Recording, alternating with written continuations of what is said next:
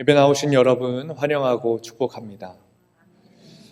이곳에 앉아 계신 모두가 아마도 예수님을 만나기 위해서 오셨으리라 생각됩니다.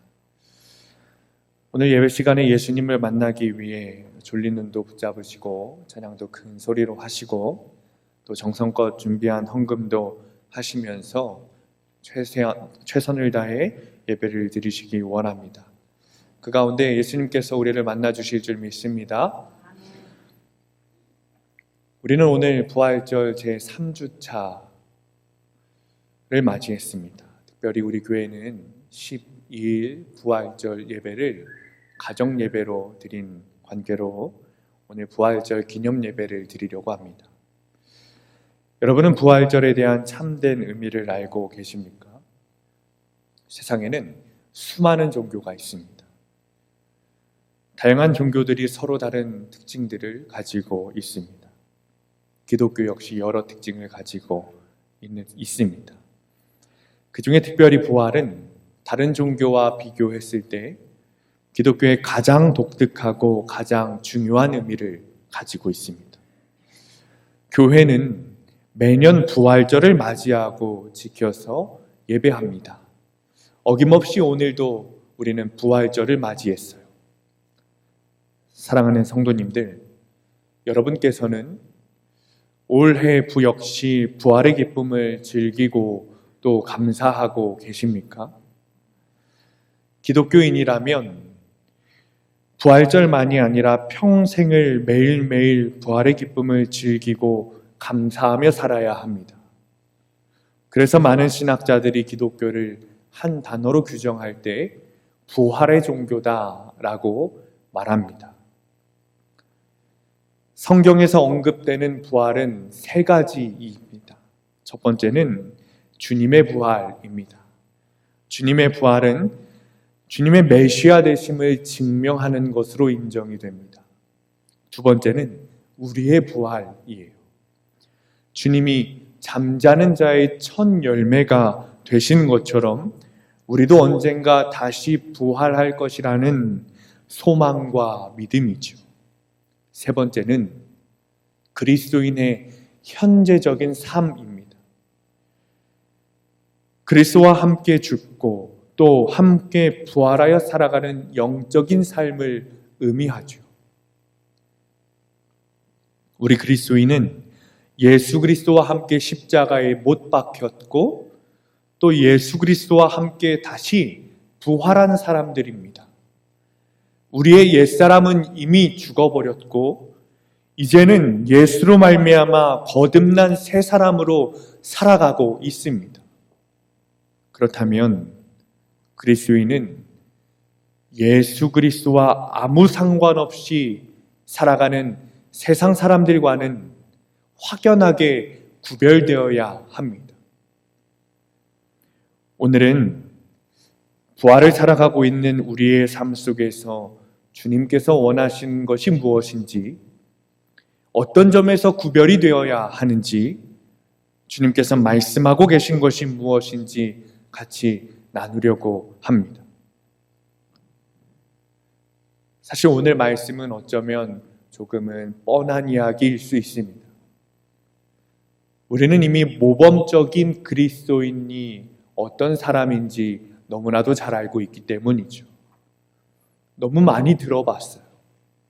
그래서 사실 오늘 말씀을 들으시면서 지겹다고 생각하실 수도 있습니다.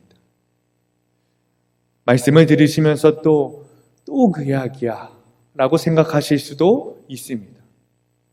그럼에도 불구하고 오늘 말씀을 전하는 이유는 첫 번째로 이 뻔한 이야기가 그만큼 중요하기 때문입니다. 우리의 신앙생활의 기준이 되기 때문입니다.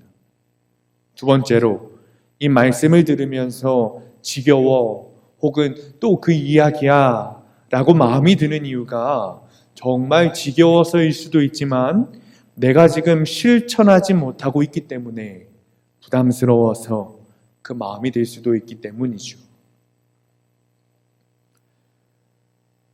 우리는 부활의 삶, 모범적인 그리스도인의 삶을 살아야 합니다. 그 삶은 어떤 삶입니까? 첫 번째, 주일 성수하는 삶입니다. 주일만큼 목숨 다해 지키는 삶이 모범적인 그리스도인의 삶, 부활의 삶입니다. 일요일은 쉬는 날이 아니라 예배하는 날임을 믿으시기 바랍니다. 일요일을 왜 우리가 주일이라고 부릅니까? 주님의 날이기 때문이죠. 주인의 명령을 듣지 않는 종은 내침을 받게 됩니다.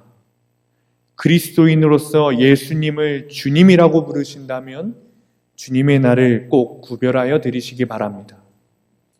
두 번째, 헌금하는 삶입니다.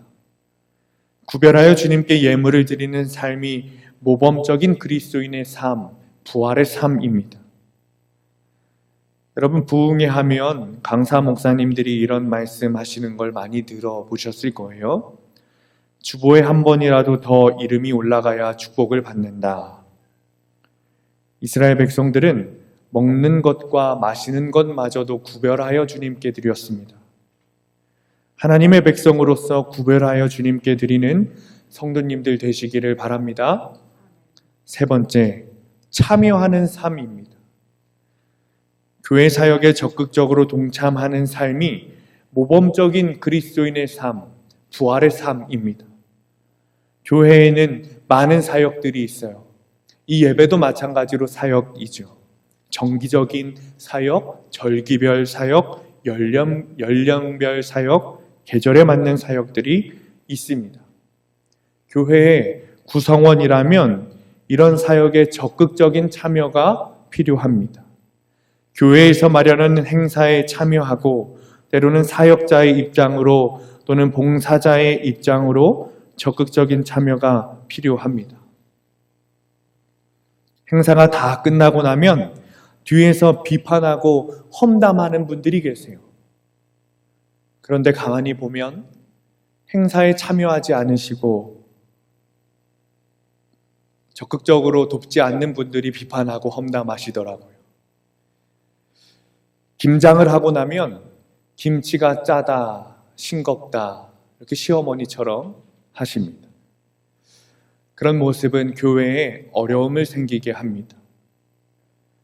참여한 사람들은 봉사자들이 얼마나 노력을 했고 열심히 준비했는지 알기 때문에 조금 부족해도 격려하고 칭찬합니다. 교회의 구성원으로 교회에서 뜻있게 준비한 행사들에 적극적으로 참여하시는 성도님들 되시기를 바랍니다. 그동안 우리는 교회에서 이 세 가지를 다 하는 것이 신앙생활이라고 배워왔습니다.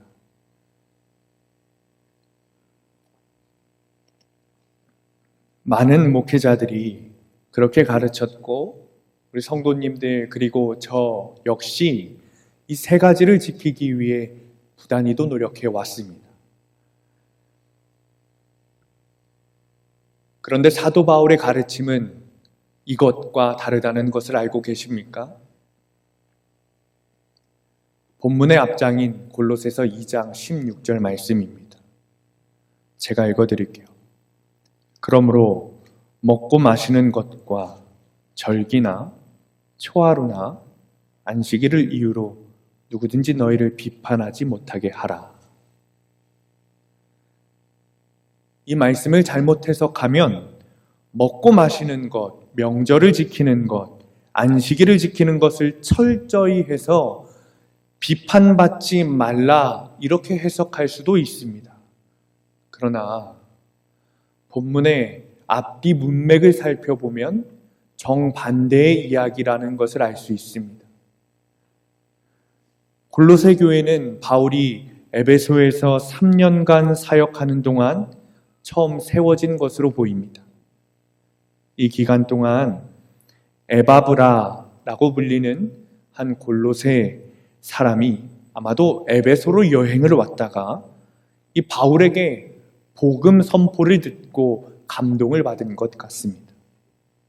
그래서 이 에바브라라는 사람이 자기 고향인 골로새로 돌아가서 그리스도의 복음을 전하기 시작했고 이것이 골로새 교회의 탄생을 낳았어요. 이 골로새 이 편지가 기록될 당시에 이 에바브라는 바울과 함께 로마라는 도시에 있었습니다. 그리고 에바브라는 골로새 교회를 위협하는 위험한 가르침이 있다. 이렇게 바울에게 안 좋은 소식을 알려주었습니다. 바울은 이런 상황에 대처하고 골로새 교회 성도들에게 그리스도인의 성숙을 향한 그 성장을 장려하기 위해 이 편지를 작성한 겁니다.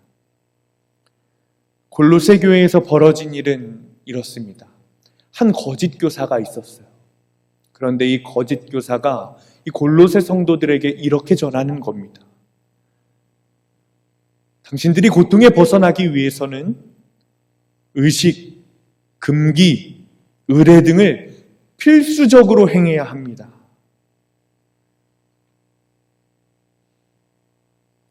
그리고 그 거짓 교사들을 따르던 골로새 성도들 중에 자신들이 엄격하게 지키던 그 원칙들을 나머지 성도들에게도 전부 강요하려고 했습니다.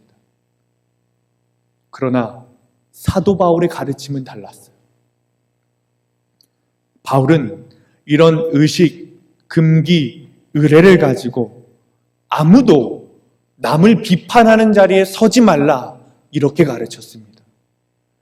이렇게 비판하는 것을 바울은 2장 8절에서 사람의 전통 또 세상의 초등 학문을 따르는 것과 같다 이렇게 말했습니다. 2장 20절에는 세상에 사는 것과 같이 규례에 순종하는 것과 같다 이렇게 말했어요. 2장 16절에서 말하는 먹고 마시는 것, 절기를 지키는 것, 안식일을 지키는 것은 앞서 제가 말씀드렸던 부활의 삶, 모범적인 그리스도인의 삶과 많이 닮아 있습니다. 첫 번째 주일 성수하는 삶은 16절에 말하는 안식일과 같습니다. 물론 개신교가 주일로 삼는 것은 안식일이 아니고 예수께서 죽고 다시 사신 부활의 날을 기념하는 날을 주일로 삼습니다. 그러나 대개 교회가 구약의 하나님께서 거룩하게 지키라고 말씀하신 안식일을 주일과 동일시 하기도 하기 때문에 우리가 뜻을 같이 할 수도 있다 싶습니다. 두 번째, 헌금하는 삶은 16절에 먹고 마시는 것과 같습니다. 먹고 마시는 것은 두 가지를 의미할 수 있는데 첫 번째는 금욕적인 음식 규정, 두 번째는 먹고 마시는 것까지 구별하여 드렸던 제물을 말합니다. 오늘날 헌금과 같죠. 세 번째, 참여하는 삶은 절기와 초하루의 축제와 같습니다. 구약 성서에서는 이 날들이 하나님께 특히 헌납될 날들로 지시되어 있습니다. 이스라엘에게 이 날들을 지키는 것은 하나님의 율법을 순종하는 것과 선민이라는 표시였어요. 여러분, 오해해서 들으시면 안 됩니다. 주일 성수를 하시지 말라는 게 아니에요. 헌금하시지 말라는 게 아닙니다. 교회 사역에 참여하시지 말라는 게 아닙니다. 주일 성수, 그리스도인이라면 해야 하죠. 교회 나와서 예배해야 합니다. 헌금 역시 마찬가지입니다. 주님의 것을 구별해서 드려야 하죠. 또 교회의 공동체원이라면 교회 사역과 교회 운영을 위해서 의무적으로 헌금을 해야 합니다. 교회 행사에도 참여해야 합니다. 우리는 개인 한 명 한 명이 교회인 것도 분명하지만 교회의 본질은 공동체예요. 머리이신 예수님, 몸 대신 우리가 떨어지지 않고 하나가 되어야 교회이듯이 성도는 성도끼리 하나가 되어야 공동체가 되어야 교회가 됩니다. 그러므로 교회에서 일어나는 일들에 적극적으로 참여하는 것이 맞습니다. 너무나도 중요하죠. 그런데 오늘날 우리의 교회에서는 어떻게 되었습니까?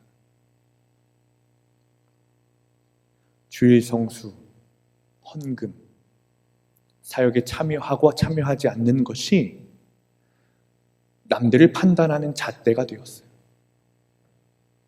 서로 비난하는 이유가 되었습니다. 저는 그런 비난들을 너무 많이 들었어요. 제가 오늘 드리는 말씀으로 예배에 나오지 않으시고 헌금을 하지 않으셔도 어쩔 수 없습니다.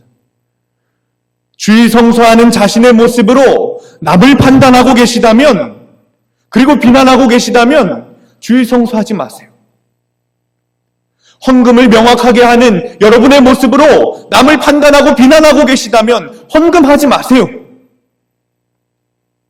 그것은 사는 일이 아니라 죽는 일입니다.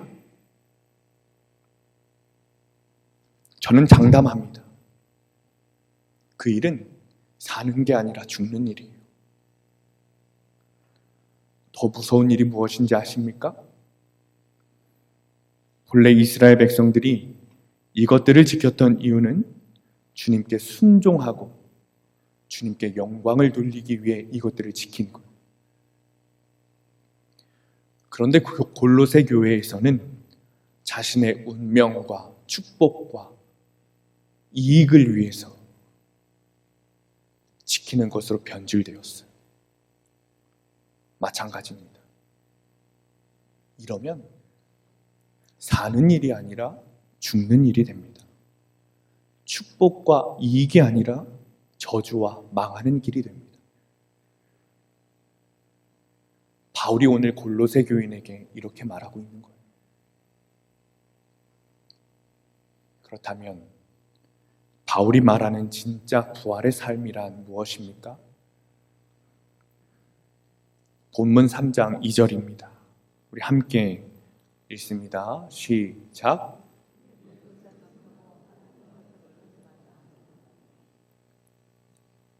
바울은 그리스도와 함께 다시 살리심을 받았다면 위의 것을 찾고 땅의 것은 생각하지 말라고 말합니다. 바울은 본문 뒤편인 5절과 8절에서 이 땅의 것에 대해 구체적으로 이야기합니다. 그것은 음란, 부정, 사욕, 정욕, 탐심입니다. 또 분함, 노여움, 악의, 비방, 그리고 입에 부끄러운 말을 하는 것입니다. 위의 것, 하늘의 것 역시 바울은 12절에 구체적으로 이야기합니다. 긍휼, 자비, 겸손, 온유, 오래 참음, 용서와 사랑, 평강, 찬송, 그리고 감사입니다. 이것이 예수 그리스도의 부활의 힘으로 입어 새 사람이 된 그리스도인이 찾아서 입어야 하는 새로운 옷이지요. 또 바울은 위의 것을 찾으라고 말하면서 거기는 그리스도께서 하나님 우편에 앉아 계신다 이렇게 말하고 있습니다. 하나님 우편에 앉아 계신다는 말씀은 왕의 통치를 의미합니다. 즉 주님이 다스리는 삶의 모습이라는 거죠. 그것이 진짜 부활의 삶이에요. 오늘 말씀의 제목이 새로운 부활의 삶입니다. 그러나 사실 앞에 있는 새로운은 빼버려야 해요. 주님이 말씀하신 원래 부활의 삶, 진짜 부활의 삶이죠. 이것이야말로 죽었다가 그리스도로 말미암아 다시 살아난 사람의 삶이지요. 우리 그리스도인은 땅만 쳐다보고 사는 사람들이 아닙니다. 눈앞에 있는 것들에 마음에 뺏기지 않습니다. 우리는 언제나 위를 바라보는 사람들이고 그리스도께서 다스리는 삶을 추구하는 사람들입니다. 당장에 우리의 영광스러운 모습이 세상에 드러나지 않고 사람들에게 보이지 않는다고 할지라도 실망하지 않고 그리스도께서 그러셨던 것처럼 만족하면서 살아갑니다. 왜 그렇습니까? 우리는 부활의 삶을 살고 있기 때문이죠. 말씀을 마칩니다. 사랑하는 성도님들, 우리의 생명은 이미 거듭나서 하나님 우편에 앉아 계신 주님 품에 있음을 믿으시기 바랍니다. 또 우리의 생명이신 그리스도께서 다시 나타나실 때 우리가 살아냈던 부활의 삶을 통해 주님과 함께 영광 속에서 나타나게 되기를 간절히 축원합니다. 기도하겠습니다. 은혜의 하나님, 우리를 사랑하셔서 당신의 하나뿐인 사랑하는 아들 예수를 보내주시고 그것도 모자라 십자가에 달려 죽으심으로 우리의 죄를 씻기게 하시니 감사합니다. 또 그를 다시 살리셔서 우리로 하여금 부활의 생명을 갖게 하시고 거듭난 사람으로 살게 하심도 감사합니다.